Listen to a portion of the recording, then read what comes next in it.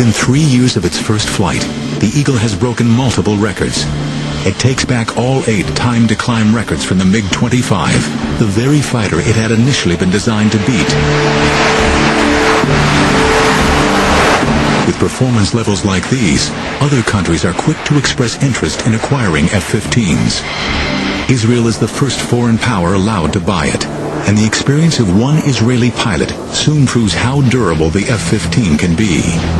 Captain Zvi Nadavi experiences a pilot's worst nightmare when a training exercise goes horribly wrong. He is flying a simulated airfield defense mission and is tasked with intercepting hostile aircraft when disaster strikes. I saw what in hindsight was the number 3, which is the leader of the rear pair, and he was upside down, and I was at around 14,000 feet, and I shot a missile. Even though he was upside down, he continued to go up. And I was like this, so it was stomach to wing. We couldn't see each other. And we collided.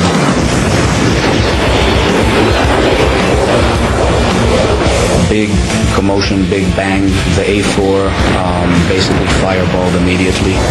And I found myself with maybe 30 degrees nose down attitude, and the aircraft was spinning.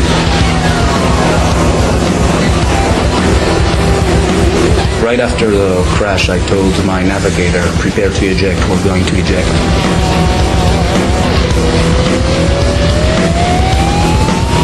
I opened afterburner, which is a totally opposite instinct when you're spinning towards the ground. Then the roll slowly stopped, and slowly I was able to bring the nose back up. I told my wingman to come close and to inspect me. There was a huge spray of fuel that was being drawn out of the wing, and it basically camouflaged what was going on there.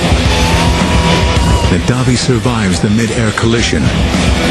He is 10 miles out from the nearest airfield and hopes to still land safely.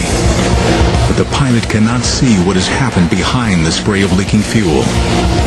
His F-15 has been so badly damaged in the collision that he is flying on just one wing. Finds himself flying a seriously damaged F-15. Somehow, he is able to regain control over his aircraft and attempt a landing. I approached the airfield. I crossed the threshold where usually in an F-15 you cross at 130 knots. I crossed at anywhere between 250 to 260 knots. Was landing at approximately twice the normal landing speed. I put the tail hook down. There was a cable at about a third of the runway, and we went into that cable. But because of the speed, the hook is not built for those speeds, and the hook basically tore off the airplane.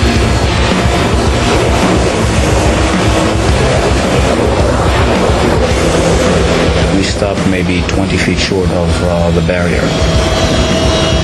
As I was running at the last 50 knots, bleeding off, my wingman said, "You're not going to believe what you flew on." And I opened the canopy, and I reached back to shake the hand of the navigator. And as I was reaching back, that was the first time that I looked and I saw that I didn't have a wing on the right-hand side. It's highly likely that if I would have seen it clearly, I would have ejected, because it was obvious you couldn't really fly an airplane like that.